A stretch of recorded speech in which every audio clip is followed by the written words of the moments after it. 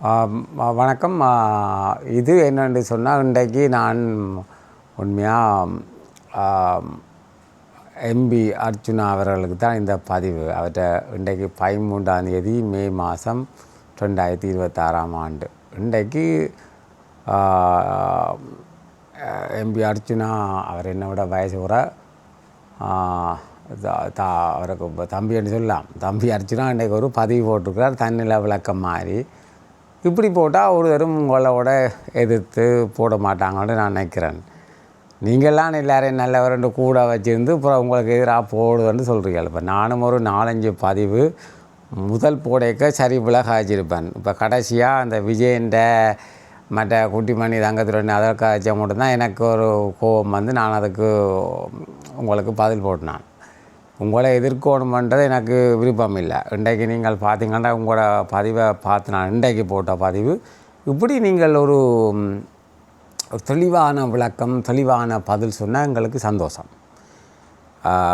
இந்த மக்களுக்கு தமிழ் மக்களுக்கு நான் ஒன்று சொல்கிறேன். என்னென்னு சொன்னால், இப்போ அர்ச்சுனா எம்பி வராட்டி இப்போ அந்த எம்பி சீட் அந்த அர்ச்சுனா யாழ்ப்பாணத்துலேருந்து தெரிவு செய்யப்படாட்டி உங்களுக்கு விளங்கியிருக்கணும்.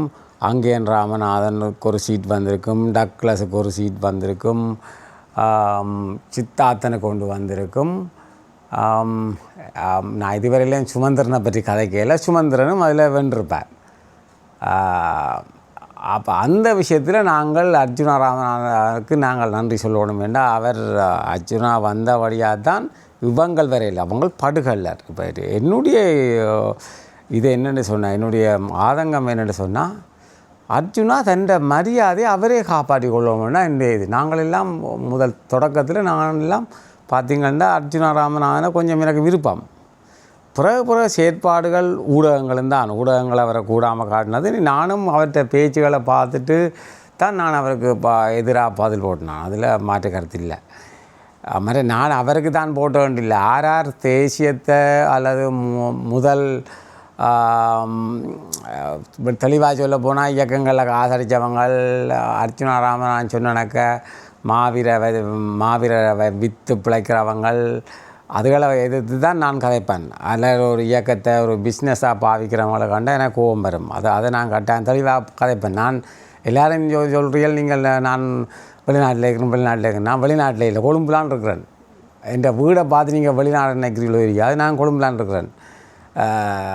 இப்போ ஒரு 7 வருஷமாக கொரோனாவுக்கு பிறகு நான் வெளிநாட்டுக்கு போய்த்தான் வருவனுடைய இஞ்சான் இருக்கிறேன். நான் கொழும்பில் இருப்பேன், இல்லை வெல்வெடித்துறையில் இருப்பேன்.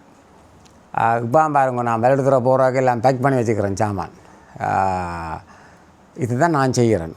இதுக்குள்ளே ஒன்று நான் சொல்கிறேன் என்னென்னு சொன்னால், அந்த அர்ச்சுனா ராமநாதன் கொள்கையில் ஒன்று அவர் சொல்கிறது சில சரி. இந்த வெளிநாட்டில் இருக்கிற ஆக்களை நீங்கள் எல்லோரும் அறிவான ஆக்கள் எல்லோரும், அது நான் எல்லாரையும் சொல்லல, கொஞ்சம் பேரை அவை யூடியூப் நடத்தினாலோ அல்லது ஒரு ரேடியோ நடத்தினாலோ அவை அறிவான ஆக்கள், தேசியத்துக்கு ஆதரவான ஆக்கள்னு ஒரு நாளும் நினைக்காதீங்கோ. அவைகள் குழப்பவாதிகள் இருக்கணும், காசு அளிக்கிறவை இருக்கணும். நான் 90 போயக்கே லண்டனுக்கு போயக்கே அப்படியே என்ன வந்து அணுகினவ நீங்கள் எங்களை அமைப்பு அந்த இயக்கத்துக்காக வேண்டி நிதி பங்களிப்பு செய்யணும், இல்லை நீங்கள் விடாப்போ எங்களுக்கு நிதி பங்களிப்பு ஆக்கள்கிட்டேருந்து வாங்கி தாங்கன்னு என்ன கேட்டவ. நான் அப்போ உடனே சொன்னான், என்னட்ட வந்த ஆக்கள் இப்போ அவன் உயிரோடு வைக்கணும் சொன்னான், இங்கே வாங்கோ, நான் இயக்கத்துக்கு வேலை செய்கிறேன்டா நான் ஊர்லேருந்து அடிவாட்டி செத்துருப்பேன், நான் இங்கே வாரன் என்று சொல்லி நான் அப்போ செய்யலை. அவைக்கு ஒரு நான் பப்ளிக்காக சொல்லுவேன். ஆனால் அந்த செய்த ஆக்கள் எல்லாம் என்ன செய்யணும், இப்போ இப்படி இருக்கணும்னு உலகறிஞ்ச விஷயங்கள். மற்றது ஒருதன் தேசியத்தை கதைக்கிறான்டா அப்புறம் அவன் ஒரு உண்மையான பற்றுள்ளவனாக இருக்கல. உதாரணத்துக்கு ஸ்ரீதரனை நானும் எதிர்க்கிறேன், அஜுராமாக இருக்கல நான் பக்காவாக எதிர்க்கிறேன். இப்போ என்றாலும் பாஸ்கரனை எதிர்க்கிறேன், என்ற பிஸ்னஸுக்கு பாவிக்கிறபடியா இயக்கத்தை. மற்ற அர்ச்சுனா அங்கேன் ராமநாதன் மற்றது எல்லோரும் ஏற்கனவே உங்களுக்கு டக்ளஸை பயங்கரமாக எதிர்க்கிறேன் நான்.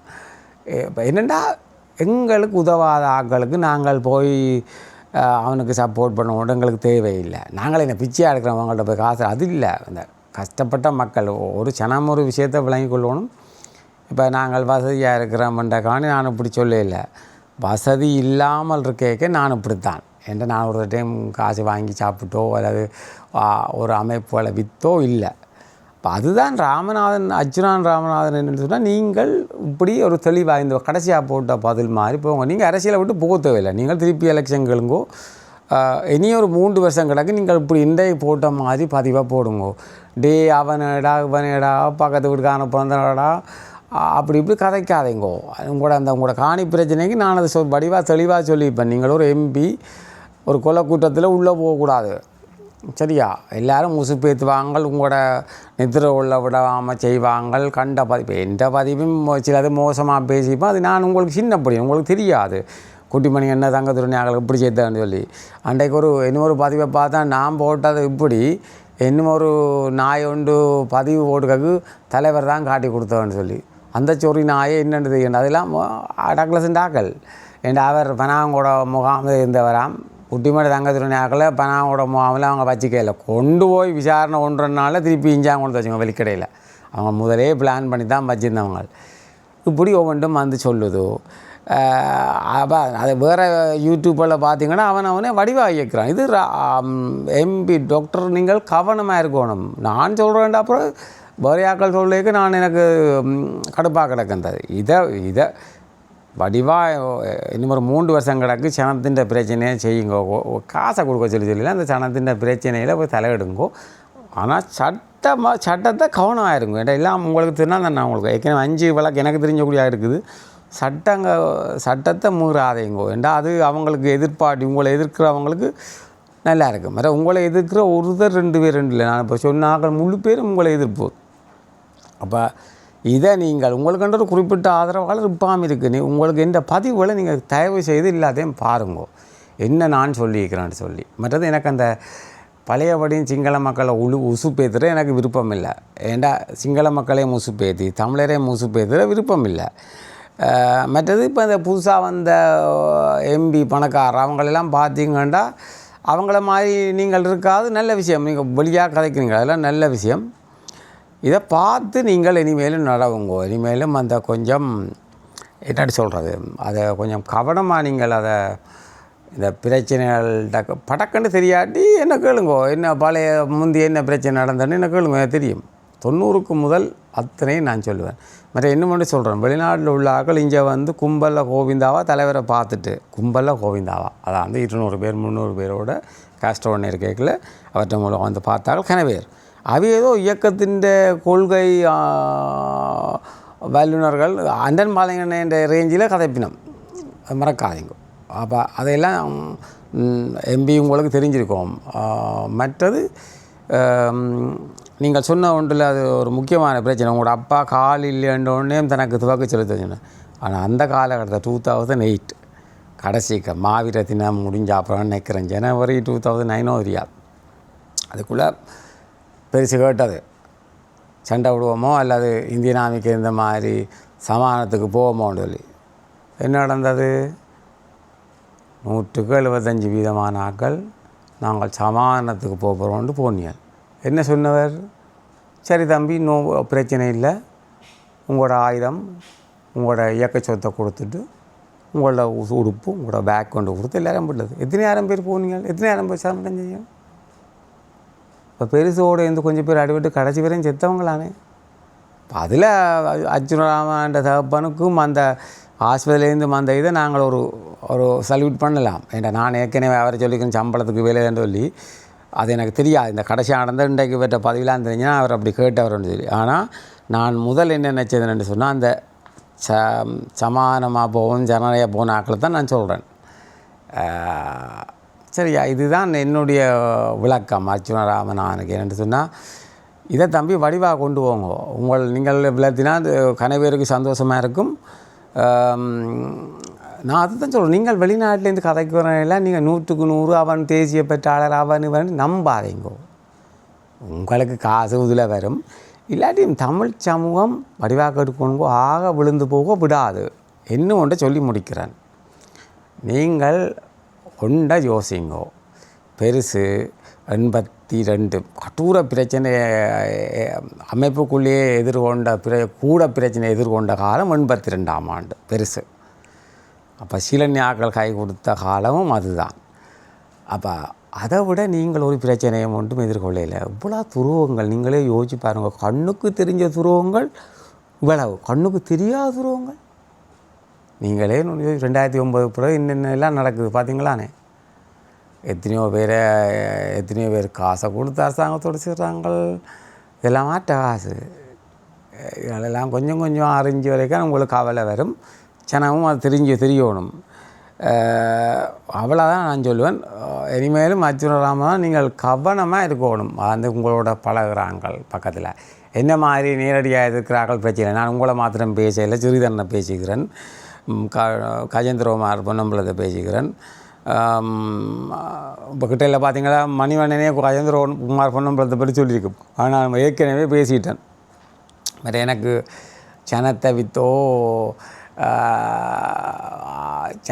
பிழைக்கிற எனக்கு பிடிக்காது. அதாவது மற்றது எங்களோட தேசியத்தை விற்று பிழைக்கிற இன்னும் கிடப்போம். எல்லாரையும் வைத்திருப்பேன். நான் இப்போ எதிர்த்து இதுவரையிலும் ஒன்றும் கதைக்காண்டா நான் நினைக்கிறேன் சுமந்திரன் எனக்கு இன்னும் அந்த அவர்கிட்ட இது ஒன்றும் எனக்கு அவர் நல்லது நான் சொல்ல வரையில்லை. வடிவா கட்டுவலுங்கோ அவர்கிட்ட எனக்கு ஒன்றும் அவரை கதைக்கிறதுக்கு வரையில்லை. இருந்தாலும் ஏதோ கதைக்கல போல. மற்றபடி நான் அவர்கிட்ட ஆளும் இல்லையா. நானும் பொதுவாக யார் கதைச்சாலும் கதைப்பேன். ஏன்டா எனக்கு பயம் இல்லை. இன்னது இதுவரை ஆழம் வாழ்ந்துட்டேன். இன்னத்துக்கு இதில் ராமநாதன் நீங்கள் அர்ஜுனன் ராமநாதன் நீங்கள் ஒன்று நினச்சிக்கொள்ளுங்கோ. உங்களுக்கு பாதுகாப்பில் தனியாக போகணும். இல்லையான்னு தனியாக தான் போகிறது. கடைசியில் ஹாஸ்பிட்டலில் உங்களுக்கு கடைச்சா போய்ங்க தனியாக தான் போகணும். வேண்டாம் எல்லாரையும் வழியில் விட்டு ஐசியூவில் பூட்டி விட்ருவாங்க. நீங்கள் ப்ரைவேட் ஹாஸ்பிட்டலில் போனால் மற்ற சாகிறதுக்கு பயப்படாதீங்கோ. இப்போலாம் துணிஞ்சங்கள் எல்லாம் செய்வீங்களான்னு. ஆனால் இந்த அரசியலை விட்டு போகாதீங்கோ. நீங்கள் அந்த அரசியலை வளர்த்து விடுங்கோ. ஒரு குறைஞ்சது ஒரு 15 சீட்டென்றாலும் கூட கட்சி ஒன்றை தொடங்கி அதை வடிவாக எடுக்கிறதுக்கு பிளான் பண்ணுங்க. இப்படி தான் அடிபட்டு விழுந்தொழும்பி தான் வரணும். கொஞ்சம் உங்களோட நாவடக்கம் வந்து வார்த்தை பிரயோசனம் அந்த பிரயோகம் கொஞ்சம் கெட்ட வார்த்தையால் வதைக்கிறதெல்லாம் குறையுங்கோ. மற்றது இந்த தேவை இல்லாமல் பக்கத்து வீட்டுக்கு அந்த அது நீங்கள் சொல்கிற சரி குடிச்சிட்டு நான் வெளிநாட்டில் இருந்தேன் கனகாலம் 35 வருஷத்துக்கு. அது கனகாலம் போய் தானே வாரன். ஏன் போய் பாருன்னு சொல்கிறேன் மக்களே. இந்த ஹோட்டலுக்கு சேரம் கஷ்டம் ஜனம் வருமானம் இல்லாட்டி அங்கே போய் 2-3 மாதம் வேலை எடுத்து இந்த சம்பளம் கொடுக்குற தான் வெளிநாட்டுக்கு ஓடுறது. வேறு ஒன்றுக்குமே இல்லை. இல்லாட்டி நான் இங்கே இருக்க தான் விருப்பம். கொரோனாவுக்கு அப்புறம் எனக்கு போக விருப்பம் இல்லை. எங்களோட அம்மா இங்கே இருக்கிறா. அதுதான் காரணம். மற்றபடி இதுகளை கதைக்கலாம். இது இவ்வளோத்தையும் நீங்கள் யோசிக்கணும். சனம் படிவாக யோசிக்கணும். மற்றது டாக்டருக்கு சொல்கிறேன் நான் திருப்பியும் என்னென்னா வெளிநாட்டு ஆக்களை கவனமாக எடுக்கணும். என்ன நடக்குது எது நடக்குன்னு தெரியாது. உசுப்பேத்தி விடுவாங்க. இயக்கத்துக்கும் இப்படித்தான் கணக்காக வருது, கப்பல் வருது, கத்திரிக்காய் வருது, கடையெல்லாம் கடலில் அடிபட்டு இவங்களே காட்டி கொடுத்து அடிபட விட்டவங்களாம் இந்த வெளிநாட்டுக்காரர். மறக்காதீங்க. நன்றி.